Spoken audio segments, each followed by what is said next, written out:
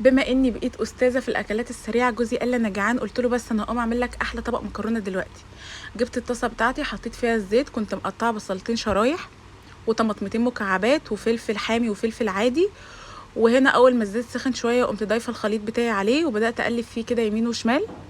انا عايزه الخليط بتاعي ده يدبل.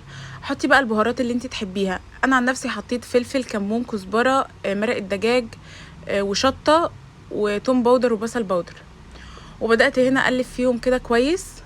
اهم حاجه زي ما قلتلك الخليط يدبل، والاكله دي بتحب الشطه، كتري شطه على قد ما تقدري. هنا خلاص كنت سبتهم يستووا شويه، بعد كده نزلت عليهم بكوبايتين ميه وضفت الملح اللي انا بحبه. يعني انا ضفت معلقه ملح، انتي براحتك ضيفي براحتك، يعني عايزه تحطي معلقه تمام، نص معلقه برضو تمام.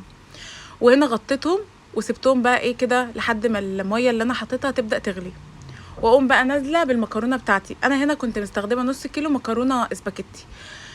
لازم الميه تغطي المكرونه كده من فوق. بعد كده وطيت عليهم وغطيتهم وسبتهم بقى ايه يستووا. قعدوا ربع ساعه تقريبا وبقوا بالشكل ده. كانت ريحتها فظيعه. كان عندي شويه جبنه شيدر كده في التلاجة، حطيتهم عليها وغطيتها، كنت انا طفيت النار. مجرد ما تحطيها وتغطي الحله خلاص الجبنه الشيدر بتبدا تسيح. وهنا بقى كان احلى طبق مكرونه بجد. كان تحفه. الخضار باين فيه والطعم كان صريح جدا والريحه بتاعته كانت فظيعه